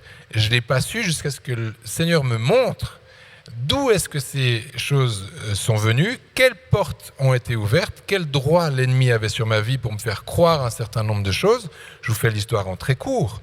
Mais ce que je veux dire, c'est qu'aujourd'hui, je sais, malgré les erreurs que j'ai pu moi commettre ou malgré les erreurs qu'on a commises à mon insu, il y a une rédemption qui me permet d'arriver dans un endroit où je peux vivre cette plénitude de Dieu, souhaitée par lui, pour mon mariage, pour ma famille. Et puis, de toute façon, c'est un chemin. Peut-être qu'on n'arrivera pas au 100% du potentiel avant ma mort. Mais c'est ce que je vise. Et pas pour être dans une performance, mais c'est pour être proche de l'image de Dieu. Parce que c'est à ça qu'il nous appelle. Il nous appelle des petits Christ. Donc on est tous appelés à être à sa ressemblance. Mais pas juste moi. Moi, je dois être à sa ressemblance pour elle. Enfin, elle, pour Sandra. Je dois être à sa ressemblance pour mes enfants. Je dois être à sa ressemblance pour, pourquoi pas, les gens que Dieu m'a confiés dans l'église ou dans mon entreprise ou je ne sais où. Vous comprenez la démarche? Donc il y a quelque chose à quoi Dieu nous appelle, un endroit de rencontre, une danse. Moi j'aime ce côté, je ne sais pas danser, mais j'aime l'idée de danser, savoir. Peut-être que c'est l'autre étape, mais j'aime me voir avec Dieu, danser avec lui et qu'il m'embrasse dans cette famille céleste. Parce qu'il y a de la place. Il nous appelle ses enfants quand même. C'est vrai. C'est quelque chose de très très profond en fait, la famille. Moi j'aimerais dire qu'on a été... on a fait des camps de délivrance, on a fait différentes choses. On a beaucoup aimé ça et on les a vécus en famille. Puis c'est là qu'on a vécu la plupart de nos guérisons et de nos délivrances. C'était pendant ces camps de délivrance en famille, qui étaient comme des camps de vacances, mais avec des temps de ministère et puis notamment aussi pour la famille. Et on a appris à ce moment-là à prier pour la délivrance de nos enfants. Donc il y a plein de choses qui se sont passées pendant ces temps-là. Et puis on a aussi été confrontés à des ministères qui parlaient de la famille et toutes ces choses, mais ça nous a pas toujours parlé, parce que les ministères pour la famille disaient vous devez faire des cultes en famille. Puis nous on a essayé 2-3 fois et c'était tellement le carnage, on s'est dit mais on est les seuls à pas pour réussir à faire ça bien, on n'est pas normaux. Et puis en fait juste parce que culte en famille, on était des jeunes convertis. Pour nous, culte en famille, j'exagère un peu, mais les enfants, asseyez-vous en randonnion. Je vais prendre la Bible. On va faire de la louange. Je ne sais pas chanter, elle ne sait pas jouer d'un instrument et vice-versa. Non, elle sait chanter, mais moi, je ne sais pas jouer d'un instrument. Donc, en fait, c'était genre, on essayait de reproduire un modèle qui sort de nulle part, sauf celui qu'on connaît tous, mais qui sort de nulle part vraiment. Je ne sais pas si quelqu'un a vu dans votre Bible le modèle qu'on est en train de multiplier. Vous l'avez vu à quelque part ? Dans la Bible, je veux dire ? Non. Donc c'est là où tu dis, ah, peut-être qu'il faut qu'on soit créatif un peu. Donc voilà. Oui, créatif. Donc, et puis tout d'un coup, on a réalisé que Dieu avait commencé à traiter nos cœurs, à traiter nos blessures de famille personnelles. Et puis en fait, nous, déjà, on voulait plus que 2 enfants parce que lui, il a un frère, moi j'ai un frère, puis on s'est dit que avoir juste un frère, c'était un peu maigre. Ça, c'est personnel. Hein. Donc on s'est dit, on veut plus que 2. Hein. Puis après, Dieu, dans sa bonté et sa patience, il nous a annoncé un enfant, mais un après l'autre, pas vous aurez 6 garçons. Bon, ça aurait été peut-être trop le choc d'un coup. Mais il nous parlait d'un enfant, on avait des rêves, puis après, c'était comme ça, quoi. C'était beau, jusqu'à ce que on réalise que c'était une bénédiction en fait d'avoir des enfants. Mais c'est pas évident parce que d'être tout le temps enceinte, allaitée, changer des couches, non-stop pendant 10 ans, non-stop. Aux dernières couches, là c'était la fête. Il y a peu de couches. Bon, après, il faut qu'il fasse du vélo, il faut qu'il sache nager. Ouais, après, il y a d'autres choses. Tu as l'impression que... Parce que les couches, c'est facile. Hein. Ouais. Là, apprendre à skier, ça pète le dos. Hein. Ouais, ça. J'ai jamais vu quelqu'un qui s'est pété le dos en changeant une couche à quelqu'un. Non, c'est vrai. Non, mais tu as fait du bon travail. Mais je changeais les couches aussi. Hein. Oui, non, mais c'est vrai. J'ai l'impression que c'est tout le monde. Mais toi aussi, oui, c'est vrai. Tu l'as appris à skier. Oui. C'est vrai que je ne les ai pas accouchés. Tu les as portés. Oui. Aussi, ouais. Mais j'étais enceinte comme elle. Vous avez remarqué que nous sommes aussi enceintes, nous les hommes ? Non, mais à la façon des hommes. Mais je veux dire, on engendre aussi des enfants, non ? Ouais. C'est un livre qui veut écrire un jour. Hein. Ah oui. Ouais. Donc. Bon, vu la réaction, je pense qu'il ne va pas faire. Je l'ai dit. Il va pas faire un carton.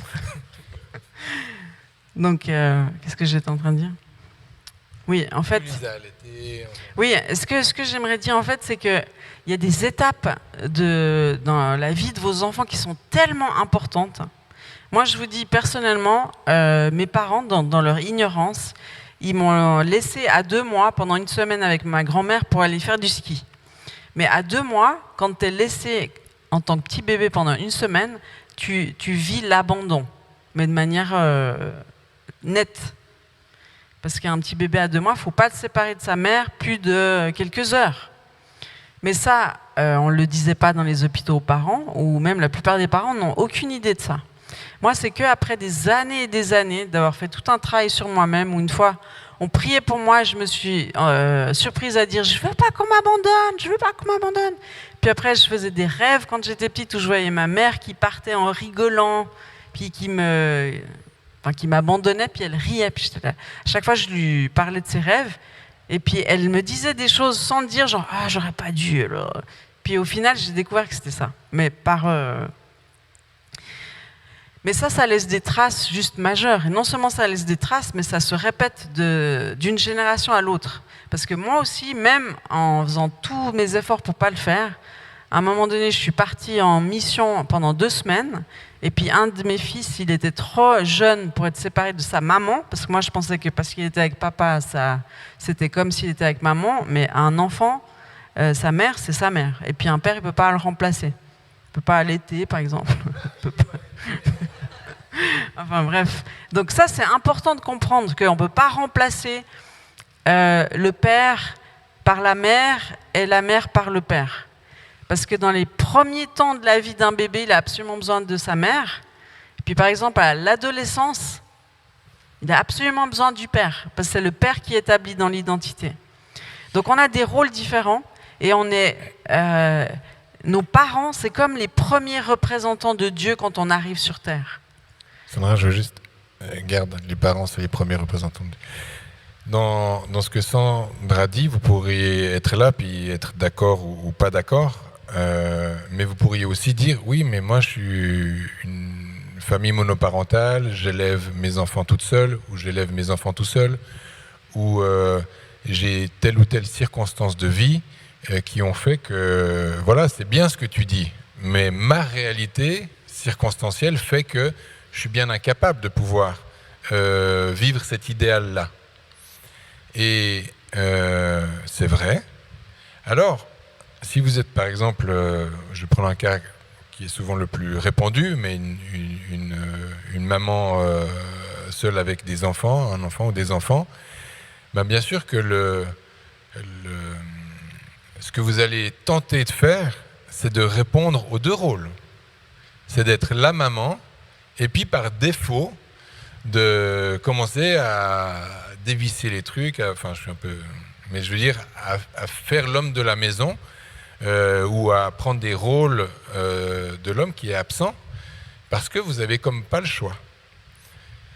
Alors, j'ai pas une solution là tranchée, mais je pense que c'est un risque de vouloir endosser tous les rôles. Parce que vous ne pouvez pas être un papa. Parce que vous ne pouvez pas remplacer la part qui manque. Et j'ai envie de dire, Dieu peut le faire. Alors, maintenant, vous pourrez me dire, ouais, alors, et comment ? Ben, je ne sais pas comment. Mais ce que j'ai vu et ce qu'on a observé au travers de témoignages de vie d'autres personnes, c'est que Dieu a un plan extraordinaire, des fois, pour donner des parents de substitution. Au travers de personnes, des tiers, des grands-parents de substitution. Il peut trouver des stratégies pour que vous n'ayez pas, vous, à vous fondre dans un personnage que vous n'êtes pas. Et peut-être que vous allez essayer d'être un super papa alors que vous êtes une maman, puis vous allez y arriver approximativement, mais ce n'est pas votre rôle. Essayez de rester la meilleure maman. La maman dans tout ce que vous pouvez être, et puis de faire confiance à Dieu, que Dieu va pourvoir pour un papa de substitution. Peut-être que c'est Dieu lui-même qui va le faire. Que les carences... L'Église, justement, c'est là que l'Église intervient et devient une famille. Bien sûr que cette famille-là, on le voit souvent, bien souvent dans le contexte de l'Église, mais peut-être que hors de l'Église, il y a des témoignages comme ça aussi. Mais pour dire, ce serait une erreur d'essayer de combler un manque et d'essayer d'être une sorte de je ne sais quoi, mais ce que vous n'êtes pas. Et ça, je pense que c'est important parce que c'est un réflexe qu'on pourrait avoir, parce qu'on veut réparer les erreurs qu'on aurait faites, parce que peut-être qu'on dit oui, mais c'est de ma faute, je veux pas que mon enfant subisse le fait que j'ai quitté son papa ou je ne sais quoi. Mais voilà. En tout cas, je pense que c'est des questions auxquelles il faut réfléchir et demander à Dieu si vous outrepassez pas parfois le rôle qui est le vôtre, et puis de lui demander aussi qu'il puisse lui combler le vide. Mais c'est pour ça, je veux dire, c'est important de comprendre en fait comment les choses devraient fonctionner, et puis à quel est le modèle qu'on devrait poursuivre. Parce que si on agit par la blessure ou par tout ce qui ne va pas, enfin, on n'a plus aucune référence. C'est comme quand on dit, bon, ben, c'est mieux qu'un enfant il ait deux papas que rien du tout au final, parce qu'ils peuvent lui donner de l'amour, ou deux mamans, j'en sais rien quoi. Mais en fait, Dieu, il a choisi d'être représenté par un homme et une femme. Parce qu'ensemble, ils manifestent exactement Dieu.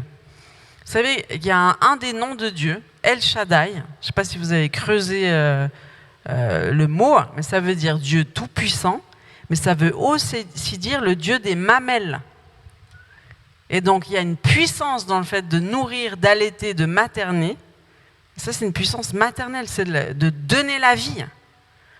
C'est de permettre à l'enfant de devenir quelqu'un d'unique. Parce qu'un bébé, quand il arrive sur Terre, il n'a pas la conscience que c'est un être à part entière. Et c'est sa mère, dans le regard, dans les soins qu'elle lui donne, qui lui permet de devenir quelqu'un. Et puis après, il y a le père qui intervient plus tard, et puis c'est lui qui établit aussi, notamment par sa parole, un enfant dans son identité. Ça, c'est quelque chose qui est connu des psychologues, mais c'est Dieu qui l'a inventé avant. C'est Dieu, le Père, c'est le Père qui établit ses enfants dans leur identité. C'est pour ça que quand Jésus sort des eaux du baptême, c'est la voix du Père qui dit « Celui-ci est mon Fils bien-aimé, en qui j'ai mis toute mon affection ». Et après cet établissement identitaire, il est envoyé par le Saint-Esprit dans le désert être testé, et après il rentre dans son ministère. Il y a un ordre divin. Et quand on suit l'ordre de Dieu, la vie coule. Mais quand on fait tout dans le désordre, quand c'est la mère qui dirige tout dans la maison, et puis le père, il est insignifiant, on ne le voit pas, et puis c'est pas une figure d'autorité et de force pour les enfants, mais après les enfants, ils sont perturbés. J'aimerais qu'on puisse s'arrêter sur ces notions-là, parce que, de nouveau, je reprends le modèle d'une famille monoparentale, puis qui dit, oui, mais si c'est le père qui donne l'identité, qui établit, comment mes enfants vont être établis si cette portion-là, je ne peux pas la leur donner en tant que maman. Et ce que j'observe ce qu'on observe dans le fait de suivre et d'écouter la vie des gens et de les aider aussi à traiter les traumatismes, les choses comme ça, on peut voir notamment que dans le traumatisme, une parole, à un moment, souvent dans la prime enfance, peut déclencher une chaîne ou une cascade, je ne sais pas comment dire, d'événements qui vont façonner l'être tout entier. C'est-à-dire, tu es à l'école, je ne sais pas, tu fais quelque chose, et puis ton prof te regarde, et puis il dit, toi, tu es vraiment un moins que rien, par exemple. Et je ne sais pas pourquoi, je ne sais pas exactement comment ça fonctionne, mais je sais que l'ennemi est malin. Donc lui, c'est certainement arrangé pour que votre cœur soit fragile à ce moment-là. Peut-être que le matin, vous êtes réveillé, puis normalement, vous aviez toujours une tartine au Nutella, puis ce jour-là, il n'y avait pas de tartine au Nutella, puis oh, pas de tartine au Nutella. Et puis vous êtes parti de la maison, déçu, parce que papa, il a oublié de faire la tartine au Nutella, j'en sais rien quoi. Et puis, bon, c'est un peu abracadabrant ce que je vous dis, mais je ne connais pas les rouages, tous les rouages. Sandra les connaît mieux que moi, mais je ne connais pas tous les rouages. Ce que je sais, c'est que l'ennemi est malin. Et il va créer un contexte favorable pour que la parole de cette personne d'autorité qui est le prof, ce jour-là, alors qu'il décoche cette parole négative sur vous, elle vous touche en plein cœur. Et puis elle crée comme un antécédent, elle crée quelque chose sur lequel l'ennemi va continuer d'appuyer régulièrement. C'est comme il a trouvé, il y a une porte d'entrée, et cette porte, elle est ouverte, et il va y entrer autant de fois qu'il voudra. Et ça va façonner à l'intérieur de vous un mensonge. C'est un mensonge qui dit que vous ne valez rien, et puis ça va devenir identitaire. D'accord ? Est-ce que vous comprenez ce concept-là ? Est-ce que vous êtes d'accord avec le principe ? Vous comprenez un peu ? Si c'est vrai pour des choses aussi dures et qui établissent aussi durablement une identité mensongère, c'est aussi vrai pour l'établissement d'une identité, je dirais, vraie. Ce que je veux dire par là, c'est que si vous êtes une maman et le papa est absent, peut-être que d'autres personnes, d'autres hommes, d'autres figures d'autorité vont pouvoir avoir ce rôle de pouvoir établir votre enfant dans son identité. Vous voyez ce que je veux dire ? Et je ne pense pas que ce soit juste un one-shot, après c'est l'affaire de Dieu. Mais ce que je veux dire, c'est que si vous ne pouvez pas le faire, d'autres peuvent le faire. Moi, je sais que j'ai pas le souvenir vraiment que mon père m'ait beaucoup établi dans mon identité. J'étais plutôt un cancre à l'école, j'ai plutôt le souvenir de beaucoup de réprimandes. Mais par contre, c'est très clair dans mon souvenir, en tout cas, que j'ai un professeur qui était un professeur de travaux manuels. Moi, j'étais plutôt terminale à option, ça veut dire quelque chose chez vous? Enfin, j'étais pas bon à l'école. C'était dans le canton de Vaud. J'étais destiné, vous savez, quand c'était le mauvais niveau, puis quand le mauvais niveau, tu l'appelles terminale à option, c'est que les gars ils sont créatifs quand même, hein, à l'éducation nationale. Là. Eux, ça va être terminale à option. Donc, bref. Mais j'avais ce prof qui je ne sais pas qu'est-ce qu'il m'a dit, j'ai aucun souvenir de qu'est-ce qu'il m'a dit, mais je sais qu'il a eu un impact dans ma vie.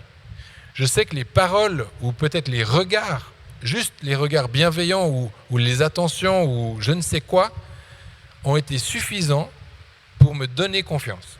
J'avais confiance en moi, dans un domaine de ma vie, tout le reste c'était le bazar, mais là, je pouvais être fier de moi. Et c'est beaucoup de pouvoir être fier de soi, même dans un petit domaine, parce que ça m'a permis de construire là-dessus. Donc ça, c'est un exemple, c'est un témoignage. On pourrait tous en avoir des témoignages. Mais pour dire, Dieu, il est fidèle. Dieu, il est bon et il s'occupe de toutes ces affaires-là. Amen. C'est vraiment le Dieu de la rédemption et puis de la substitution. Regardez, la reine Esther qui était orpheline, hein, elle a fini par être une reine extraordinaire, aussi grâce à Mardochée qui l'a adoptée. Donc l'adoption, c'est vraiment c'est la rédemption ultime, c'est l'adoption. Et c'est pour ça qu'on peut avoir été complètement négligé par notre père, peut-être abandonné par notre mère, nos frères et sœurs, ben, j'en sais rien. On peut avoir eu des blessures d'enfance catastrophiques.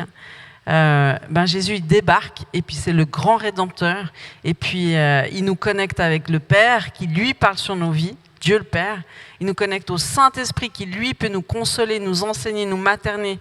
Enfin, moi je pourrais vous donner des milliers d'exemples, mais même l'allaitement il peut le racheter. Vous savez que c'est important d'allaiter son enfant, pas juste pour la nourriture mais pour tout le côté affectif, attachement et tout ça, c'est hyper important. Et souvent c'est un combat même spirituel pour réussir à allaiter. Donc nous, dans notre église, quand il y a des femmes qui accouchent et qui n'arrivent pas à allaiter, il y en a 12 au téléphone qui sont là, vas-y, tu peux le faire. Elles viennent à la maison, elles encouragent, puis elles finissent par y arriver. Mais des fois, ça se joue en quelques jours. Si vous n'avez pas des coachs, des gens qui vous soutiennent, à l'hôpital, on dit oh, c'est la même chose, tu peux lui donner un biberon, c'est pas grave du tout. Et puis hop, tu loupes le moment opportun, cette fenêtre ultime où vous savez, un bébé, je veux dire, il est tellement impacté par ce qui lui arrive qu'il faut vraiment bien réfléchir à ce qu'on fait à ce moment-là. Et puis trouver de l'aide autour. Donc le Père, c'est celui qui nous protège, c'est celui qui pourvoit à nos besoins, c'est celui qui nous établit dans notre identité. Donc si on a eu des défaillances avec notre Père terrestre, eh ben, le Père se présente à nous, il veut nous adopter et nous donner toute cette substance qu'on n'a pas reçue. Donc ça, c'est l'espérance qu'on a. Et puis la mère, ben, son rôle, c'est de materner, d'enseigner, de consoler. Et ça, le Saint-Esprit, il peut offrir la rédemption de ce rôle-là qui nous a manqué.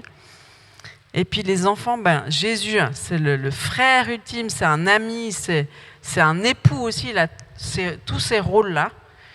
Et donc quand on a été blessé par des frères et sœurs, blessé, trahi par des amis, blessé, trahi par un époux, eh ben Jésus, il peut venir tout racheter. Et c'est lui qui rétablit notre façon d'être en relation, toute la conception de l'amitié et de la communication. Donc, tout ça pour dire en fait que traiter les blessures de notre enfance, c'est pas optionnel. Parce que ça vient affecter la perception qu'on a de Dieu. C'est-à-dire si j'ai eu un père absent, inconsciemment, je vais penser que Dieu le Père, il n'est pas là pour moi. Il est là pour les autres, mais pas pour moi. Et puis ça, c'est très inconscient. Mais il faut comprendre, en fait, que traiter les blessures de notre enfance, c'est pas une introspection égoïste, en fait. C'est juste que je dois le faire à un moment donné. Je ne vais pas passer toute ma vie à le faire, mais je dois le faire à un moment donné pour renverser les forteresses de mensonges auxquelles je crois et pour retrouver une perception juste de Dieu le Père, du Saint-Esprit et de Jésus. Parce que si je n'ai pas la bonne perception de Dieu, je ne peux pas être en communion avec. Je vais garder mes distances. Je vais me méfier. Je vais me dire, ah, il n'est pas stable. Un jour il m'aime pas. comme mon père, comme ma mère, comme mes frères et sœurs. Donc ce mouvement-là, pardonner à ses parents, se détacher d'eux, parce que tant qu'on attend encore des choses de nos parents, ça veut dire que pour nous, c'est des idoles. Donc il faut renverser ces idoles et il faut s'attacher à Dieu. Tant qu'on est attaché à nos parents, c'est-à-dire qu'on attend encore des choses, eh ben on ne peut pas s'attacher à Dieu. C'est pour ça que c'est important en fait, toutes ces choses-là. Et puis ce soir, vu que l'heure avance, on avait à cœur de faire une activation en particulier avec le Père. Donc vous pouvez peut-être juste... on va demander à Jésus qui vous montre quelles sont les blessures que vous avez eues de votre père terrestre. Quelques-unes, hein. Comme dit Julien, c'est peut-être une parole en particulier qui vous a blessé, qui est venue comme briser votre estime de soi, votre valeur. Ou c'est peut-être le fait qu'il n'était pas là, qu'il ne vous a jamais donné en fait, ce dont vous aviez besoin. Pas d'affection, pas d'amour, il était peut-être là, mais pas là. Enfin, j'en sais rien. Ou il était violent, verbalement, physiquement. Ou il était peut-être pervers dans la façon dont il vous regardait, dans la façon dont il vous parlait, ou qu'il vous touchait, j'en sais rien. Mais je prie vraiment que Jésus, il vous montre en fait la blessure du Père. On va le faire rapidement et simplement. Mais je voulais toucher au moins ça, parce que le Père, c'est juste la notion absolument fondamentale. C'est comme si tout commence par le Père.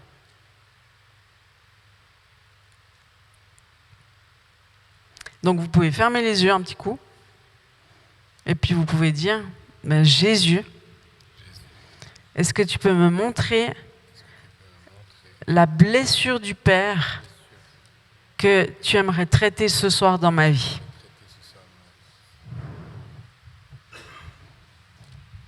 On va peut-être pas tout traiter, mais Jésus, il veut traiter quelque chose en particulier qui vous empêche d'avancer là, aujourd'hui, maintenant.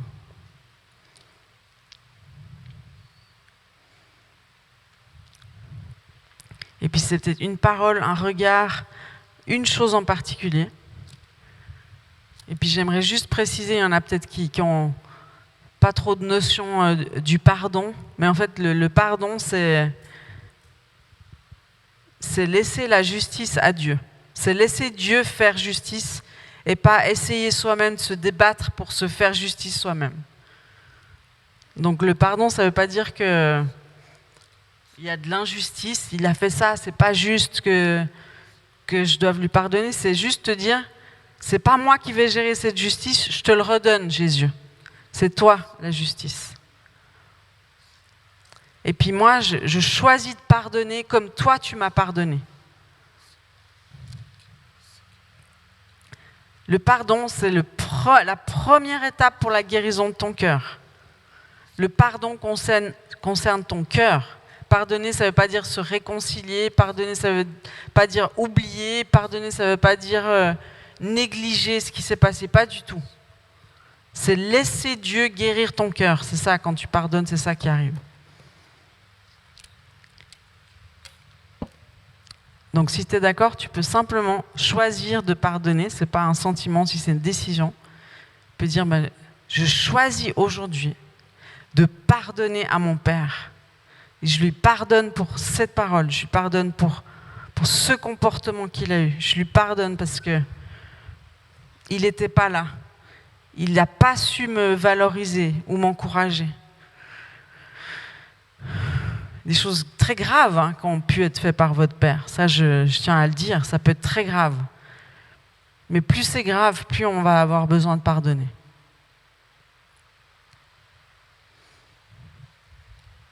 Donc tu peux dire à haute voix ou tu chuchotes, mais c'est important que tu l'exprimes. Je choisis de pardonner à mon Père, pour ça spécifiquement. Puis le pardon, c'est important qu'il soit précis. Puis si c'est une parole, tu peux dire, maintenant je me délie de cette parole dans le nom de Jésus et je brise ses effets et ses conséquences sur moi, sur tout mon être, mon corps, mon âme, mon esprit.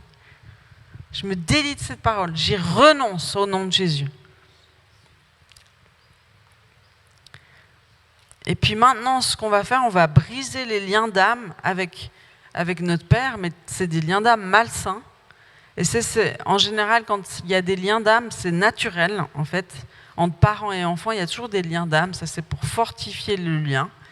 Et c'est bon, et c'est de Dieu. C'est comme des liens dans le mariage. Mais quand il y a du contrôle, quand il y a des mauvaises choses qui sont attachées, ça peut devenir malsain.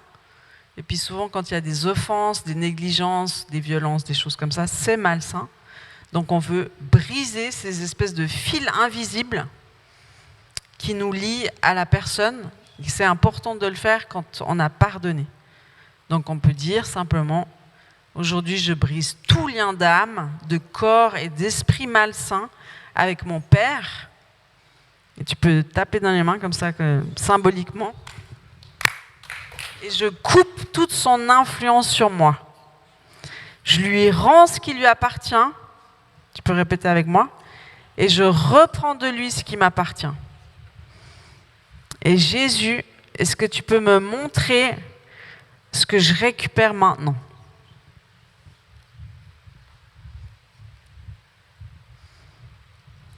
Et puis Jésus, il va te montrer, il peut te montrer, tu peux récupérer ta liberté, tu peux récupérer ta joie de vivre, ta paix, des fois ton identité, ton innocence.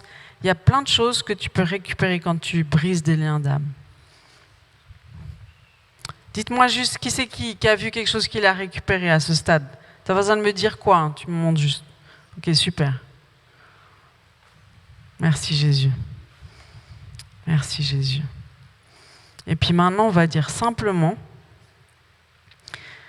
on va renoncer au mensonge que Dieu le Père est comme mon Père. Donc tu peux répéter après moi, je renonce au mensonge que toi, Dieu le Père, tu es comme mon Père. Et puis tu décris en fait la blessure du Père. Je renonce au mensonge que toi, Dieu le Père, tu es distant, que toi, tu peux être violent verbalement. Je renonce au mensonge que quand tu es là, tu n'es pas là, que tu n'es pas impliqué, que tu ne t'intéresses pas à mon cœur, à ce qui se passe à l'intérieur de moi, à mes désirs, que tu ne me laisses pas libre. Je renonce au mensonge, ça c'est important. Donc tu renonces au mensonge de cette blessure du Père, que ce ne soit pas collé à la perception que tu as de Dieu le Père. Puis après, tu peux dire simplement, mais Dieu le Père, dis-moi quelle est la vérité sur toi. Sur toi, Dieu le Père. Toi, Dieu le Père, dis-moi quelle est la vérité sur toi. Et puis là, tu peux noter dans ton téléphone, c'est important que tu le gardes bien en tête. La vérité sur Dieu le Père. Il va te dire une vérité. Et puis moi, ce que je sentais pour vous ce soir, c'est que Dieu le Père, il veut vous écrire une lettre. Donc tu peux prendre ton téléphone ou un petit carnet, et puis je vais déclarer maintenant, Dieu le Père, il te répond et il t'écrit une lettre. Donc tu peux simplement écrire ce que Dieu le Père te met à cœur, et c'est lui qui te parle.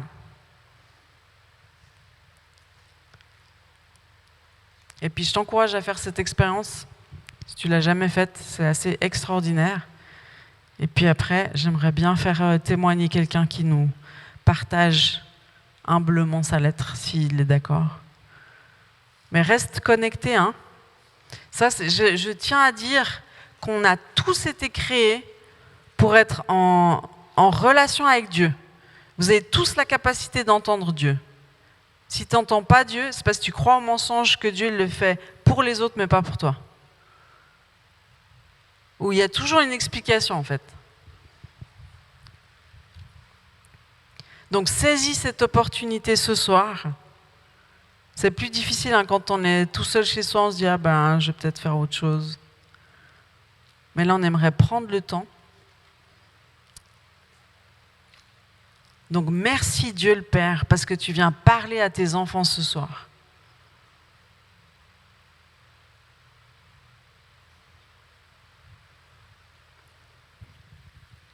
Et puis tu écris. Tu prends ton téléphone Tu prends un petit bout de Moi, papier. Je vous invite Mais à peut-être démarrer déjà votre lettre. Peut-être oui. le premier chapitre, c'est peut-être un exercice que vous allez continuer, mais c'est un... Dieu, il est extraordinaire, comment il sait parler à ses enfants. Il faut juste commencer en fait, puis ça vient. Hein. C'est absolument rien d'occulte. Moi, je fais des formations à la délivrance, donc je connais le sujet. Mais Dieu, il aime parler à ses enfants. Et on doit apprendre à l'entendre. Parce que si on n'arrive pas à entendre Dieu, on ne peut pas lui obéir et on ne peut pas faire ce qu'il nous dit de faire. Donc c'est la chose la plus importante, c'est d'être reconnecté à Dieu le Père et d'entendre sa voix. C'est la chose la plus absolument fondamentale. C'est le fondement de notre foi chrétienne. C'est ça. C'est pour ça que s'il y a quelques blocages que ce soit, c'est absolument essentiel d'y travailler. Puis je sais que dans cette église, vous avez ce magnifique ministère de guérison, délivrance. Donc, mais est-ce qu'il y en a pour qui ça bloque? Vous pouvez lever la main. Ok. Ben vous dites simplement, je renonce au mensonge que toi, Dieu le Père, tu ne veux pas me parler ce soir à moi. Puis s'il y a d'autres choses qui vous reviennent par rapport à votre Père terrestre, oui, prenez pas le temps de venir vous parler ou qu'il n'était peut-être pas forcément intentionnel avec vous. Vous renoncez simplement au mensonge et puis ça va venir.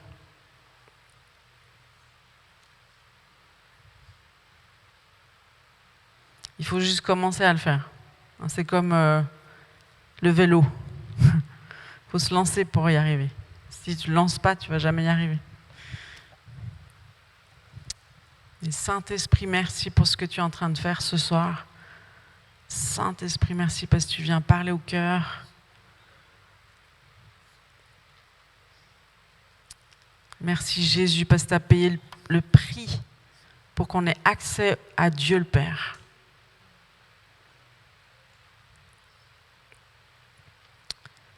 Merci Jésus parce que tu viens rejoindre les cœurs. Et je prie que ça commence non seulement ce soir, mais que ça vous poursuive cette nuit. Et je prie que vous puissiez avoir des rêves, des visions, des songes avec Dieu le Père qui vient vous parler. Et puis que demain, on puisse avoir des témoignages bouleversants.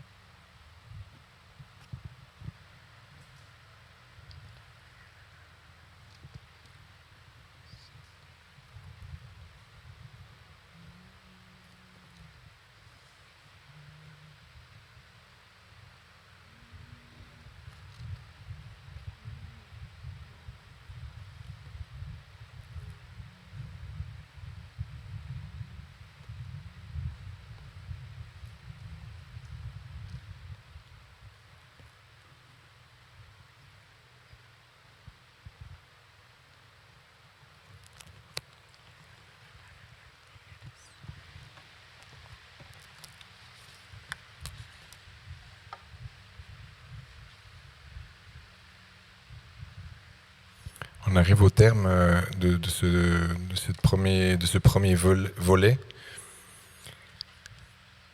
Vous pouvez continuer d'écrire pour ceux qui arrivent à faire deux choses à la fois. Mais des fois, on se pose la question de... en fait, c'est quoi l'Église? C'est quoi cette affaire-là? C'est quoi ce projet? Et quand on y réfléchit, pour certains, ça peut être flou. Et c'est vrai que si cet exercice de d'écrire la lettre au Père, c'est un exercice qui nous semble ou compliqué ou bizarre ou je ne sais quoi. On est obligé de se souvenir que Jésus regardait, il faisait que ce qu'il voyait le Père faire. Il y avait une proximité nécessaire à Jésus pour pouvoir vivre et faire ce qu'il était appelé à faire.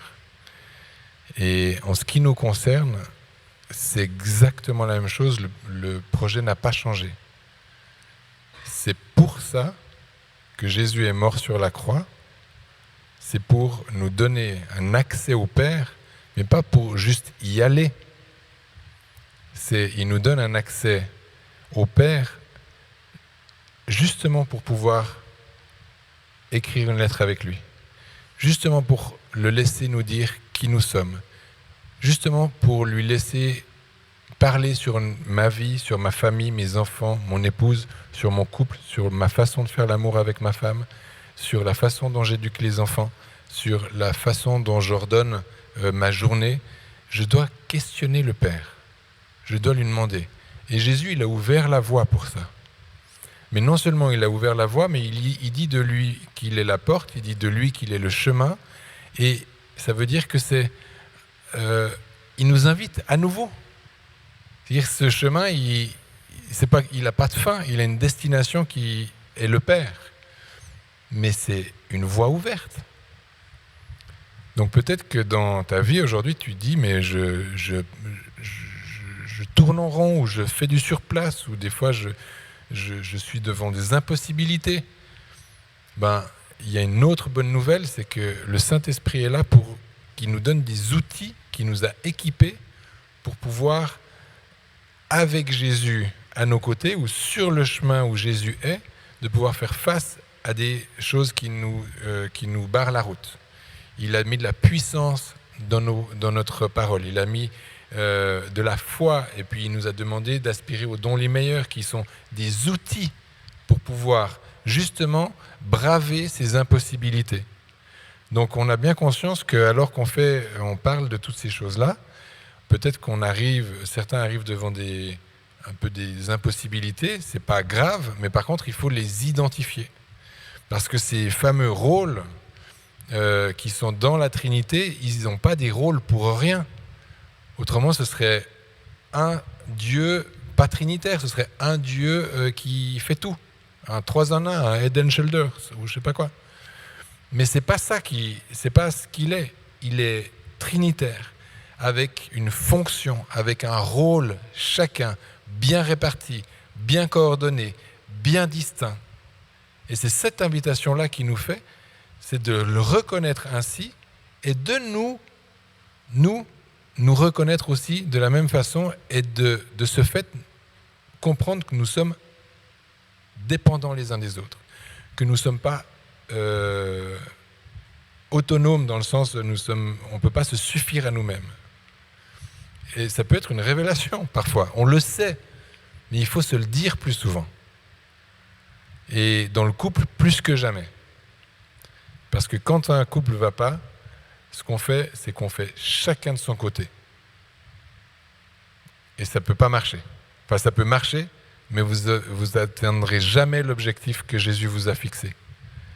Jamais l'appel que Dieu a déposé sur votre vie et sur votre couple. Vous ne pourrez pas. Parce que lui, il l'a vu comme il avait vu Adam et Ève dans Adam, au commencement. Vous vous souvenez ? Ève était dans Adam. Et quand il a parlé à Adam et Ève, quand il a dit « on vous a fait à notre ressemblance », il parlait à Adam et Ève. Ève était dans Adam, mais il parlait aux deux, qui étaient déjà en communion parfaite. Ils étaient une seule chair. Mais il n'y avait pas d'amour entre eux, parce qu'il fallait qu'ils se reconnaissent. C'est pour ça qu'il l'a extrait, mais tu vas en parler demain. C'est 5 minutes de trop. Tu veux la finir ? Oui, je voulais peut-être, s'il y a quelqu'un qui aimerait nous partager sa lettre du Père, ce serait merveilleux. Il nous faut des courageux, des courageuses. Merci, trop bien. C'est important que vous voyez ce que ça donne, parce que des fois, quand on n'a jamais fait l'exercice, on se dit « Oh mon Dieu, est-ce que j'ose demander au Père de parler sur moi ? Qu'est-ce qu'il va dire ?» Quand on a peur des réprimandes du Père terrestre, c'est ce qui arrive. On n'ose même pas donner l'opportunité à Dieu de nous parler. Est-ce que quelqu'un aimerait encore d'autres nous partager sa lettre merveilleuse? C'est que des belles lettres, hein. J'ai peut-être pas précisé, j'aurais peut-être dû. C'est que des belles choses magnifiques, merveilleuses que Dieu veut nous dire. Magnifique. Moi, je prie vraiment que le Père puisse venir se révéler à vous encore plus pendant les heures et puis les jours qui viennent. Et puis demain, ce sera une autre part. Mais que cette nuit vous porte conseil. Et puis que Dieu continue son œuvre. En tout cas, soyez bénis. Je prie que le Père, il étende sa main puissante, que son amour soit déversé dans vos cœurs. Et puis qu'il y ait vraiment cet amour inconditionnel que vous puissiez recevoir, comme l'exprimait notre sœur là juste maintenant. C'est un amour inconditionnel.